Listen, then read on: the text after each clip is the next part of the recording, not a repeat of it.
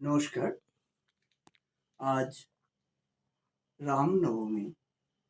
এই রামনবমী উপলক্ষে আমি ছোটদের মতন করে একটি এঁকেছি রামকে।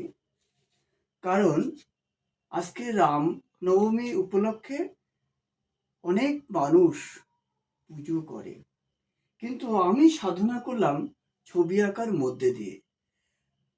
আপনারা অনেকেই জানেন রাম জন্ম হয়েছিল, অর্থাৎ তার পিতা দশরথ, রাজা দশরথের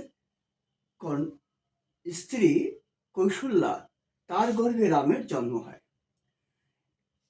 কেন রামের জন্ম হয়েছিল, কেনই বা এই যুগে তখনকার সময়ে আসলো, অর্থাৎ সত্যকে প্রতিষ্ঠিত করার জন্যে রামের আবির্ভাব।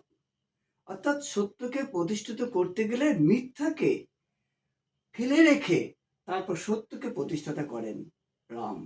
আর সেই জন্যই রাম নবমী, আজকের এই দিনটি সবাই ভারতবর্ষের তথা পৃথিবীর মানুষ পুজো করে থাকে।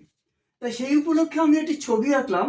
এই ছবিটি মূলত ছোট ছোট ছেলে মেয়েদের আঁকতে সুবিধা হবে, সেই জন্য আমি এই পেন দিয়ে মোটামুটি একটু করলাম।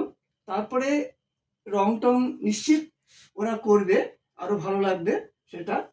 হ্যাঁ, যার জন্যে আমি এটা ওই এই রং এই পেন দিয়ে আমি আঁকলাম। ঠিক আছে? আর আপনারা এটা রং মানে শিশুরা যারা দেখছো সেটা আঁকবে এবং ছবিটা রং করবে, দেখবে খুব ভালো লাগবে। তোমরাও ছবি আঁকার মধ্যে দিয়ে এই দিনটি পালন করো। নমস্কার, সবাই ভালো থাকবেন, সুস্থ থাকবেন এবং সুন্দর মন গড়ার কাজে লেগে পড়ুন। নমস্কার।